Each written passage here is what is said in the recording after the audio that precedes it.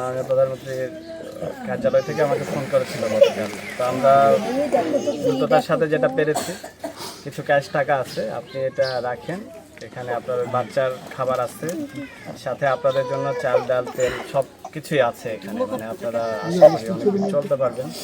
তো এটা আপনাদের আমরা আপাতত দিচ্ছি। আর এই বাচ্চাকে নিয়ে আপনারা মানে কি রকম চিন্তা করছেন, আমাদের যে সমাজসেবা অফিসার মহোদয় এসেছে, ওকে নিয়ে আপনারা কি রকম ভাবছেন ওর ভবিষ্যৎ যেন সুন্দর স্বাভাবিক বাচ্চাদের মতোই হয়, সেই জন্য আমরা সবসময় সাথে আছি। এখন এক্ষেত্রে আপনারা কিভাবে চিন্তা করবেন সেভাবে আমরা এগোবো। ফেসবুকে লাইভের মাধ্যমে মত সৃষ্টি করে গণপিটুনিতে নিহত ট্রাক চালক হান্নান শেখের এতিম শিশুকন্যা মুসলিমার পাশে দাঁড়িয়েছেন প্রধানমন্ত্রী তারেক রহমান।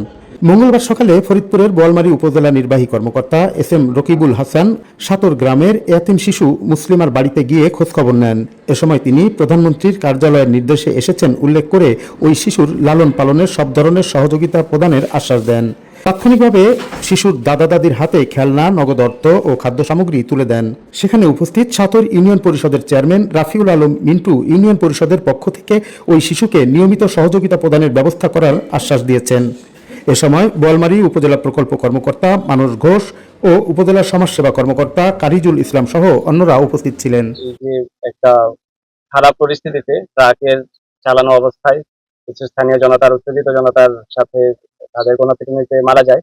তো এটা বিভিন্ন মিডিয়ায় এসেছে যে ওর মাও নেই এবং বাবাও না থাকার কারণে এই নিউজটি আমাদের মাননীয় প্রধানমন্ত্রীর দৃষ্টিগোচর হয়।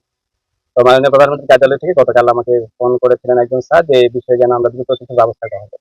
এই জন্য আমাদের স্থানীয় প্রশাসনের পক্ষে, মাননীয় প্রধানমন্ত্রীর পক্ষে কিছু উপহার, আমরা এই যে শুকনো খাবার, বাচ্চা খাবার এবং ক্যাশ টাকা নিয়ে এসেছি। এটা আজকে ওনার অভিভাবকের হাতে দিলাম এবং একই সাথে এই বাচ্চা যেন আরো 10টি সাধারণ বাচ্চার মতো ভাবে বড় হয়ে উঠতে পারে, স্বাভাবিক জীবনযাপন করতে পারে, সেজন্য আমার সমাজসেবা অফিসারও এসেছেন। আমরা মিলে ওনার অভিভাবকদের সাথে আলোচনা করে যেভাবে তারা চাইবে যে বাচ্চাটা যেন সুস্থ স্বাভাবিক ভাবে পড়াশোনা করে তার ভবিষ্যৎ জীবন যেন সুন্দর হয়, সেজন্য পরিবারের যেভাবে চাওয়া সেভাবে আমরা তাকে সহযোগিতা করব। এই বাচ্চার পরিবারের সাথে আমি যোগাযোগ করে আপনার ওর যে অন্যান্য সুযোগ সুবিধা সেটা আমার পরিষদ থেকে স্থায়ীভাবে যাতে করা যায় তার জন্য আমি ব্যবস্থা গ্রহণ করবো।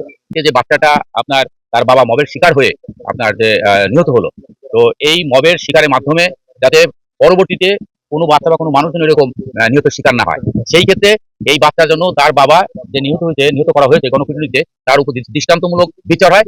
এই ঘটনা আমার প্রধানমন্ত্রী সাহেব যে সহযোগিতা করলেন, আমি তাকে ধন্যবাদ জানাই।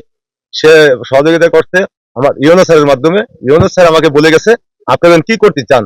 তাই আমি বললাম যে আমার নাতি আমি মানুষের তো মানুষ করতে চাই, যতদিন বেঁচে আছি সেইভাবে তারা রাখতে চাই। তারা কিছু নগদ সাহায্য আর্থিক দিয়ে গেছে, কিছু খাবারের ব্যবস্থা বলে গেছে, আর বলেছেন যে আমি আপনার নাতির সর্বোচ্চ সহযোগিতা আমাদের পক্ষ থেকে থাকবে। প্রধানমন্ত্রী এই পরিবারকে খোঁজ খবর নিতে, বাচ্চাটার খোঁজ খবর নিতে, তার জন্য তাকে আমরা ধন্যবাদ। আল্লাহ তাকে যেন ভালো রাখে, তার জন্য আমরা দোয়া করি।